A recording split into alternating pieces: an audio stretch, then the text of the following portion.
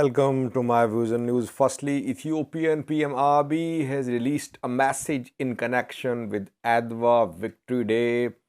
Did he make a mention of Menelik II and his wife Queen Taytu? Because it was being claimed by some Amhara activists that Menelik's name was being erased from Adwa celebrations. We'll have a look at PM Abiy's message about the Adwa Day going to be celebrated in coming hours on Thursday. Secondly, Orthodox Church of Ethiopia has donated money for drought-hit areas of Borena, and a committee has been formed. And thirdly, viewers, last month, Ethiopia held a referendum in SNNPR for the creation of a new regional state. SNNPR is going to be split into two regional states if referendum voters vote in support of the creation of a regional state. Referendum was held in 6 special zones and 5 Woredas of SNNPR, and opposition was being seen in Wolaita zone. In Wolaita, people were rejecting the referendum. Now, results of all the special Woredas and zones have been announced, but in Wolaita, referendum result has been cancelled. Referendum will be reconducted in Wolaita. Details for you. Firstly, viewers, Prime Minister of Ethiopia, PM Abiy, has released a message in connection with Adwa Victory Day. On the 2nd of March, Ethiopians commemorate their historic win over Italian colonizers. In 1896, Ethiopia repelled Italian attack on its territory. It happened in Adwa, Tigray. And ethnic Amhara activists, they claim that Menelik's name is being erased from Adwa celebrations because in Oromia, some groups say that Menelik committed massacres of ethnic Oromos when Menelik was in power. And since Adwa celebration will be held in Addis Ababa, which is being led by an Oromo mayor, that is why it is being said that Menelik's pictures are being banned.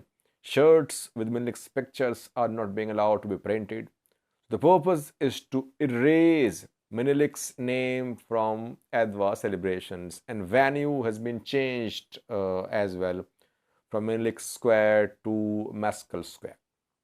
But PM Abiy in his message regarding Adwa Victory Day made a mention of Emperor Menelik II and his wife Queen Taytu.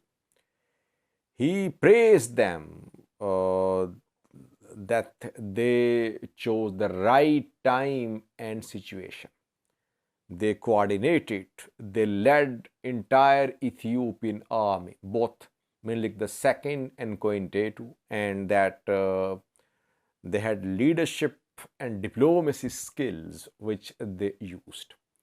So PM Abiy is not erasing the name of Menelik and Queen Taytu as is being claimed by some Amhara activists. Though he said that Adwa was an Ethiopian victory, it was victory of all Ethiopians. And that is why it should be a lesson that if Ethiopia becomes united, if Ethiopians unite, they can meet all the challenges. Overall, his message will be well received in the Amhara region, though questions could be raised by groups in Oromia because Shimalis and others, they have released messages in Oromia regarding Adwa, but they did not mention Emperor Menelik II or Queen Taytu. Uh, Emperor Menelik and Queen Taytu's statues have been inaugurated in the Amhara region in Ambasal, Vuchale town. Their new statues have been inaugurated. You can see some pictures on your screen. The pictures are from Vuchale, Amhara region, South Wolo, where the statues have been inaugurated. Uh, Thursday is crucial, viewers, because some groups in the Amhara region are trying to organize a major protest on Thursday in Bahirdar. An SMS campaign was launched. Mobile phone numbers of Damak Mekonnen and Yilkal Kifale were shared online.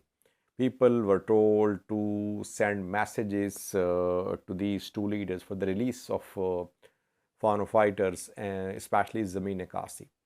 And it is being planned, though most actively being seen in social media, that on Thursday a large gathering should be held in Bahirdar and a strong message should be sent to the government for the release of Zameen Kasi and Fano fighters. Let's see how many people attend the protest due to be held in Bahirdar. We'll update you in coming hours about this protest if it happened. Secondly, viewers, Orthodox Church of Ethiopia has contributed 500,000 Ethiopian birds for drought-hit areas of Borena. Abuna Henok from Orthodox Church handed over this money to Ethiopian Red Cross Society. Meanwhile, Church has announced to form a committee to raise funds for the drought-hit areas of Borena. Church can raise money if church proactively pursues this issue, and if its diaspora followers support, large sum of money can be raised by Orthodox Church of Ethiopia.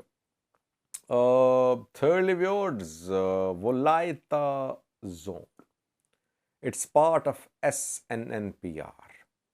Wolaita and Gurage, both zones have been demanding the creation of separate regional states, Wolaita regional state and Gurage regional state. But Ethiopian government of PM Abiy has been opposing the creation of regional states along ethnic lines, though it created Sidama.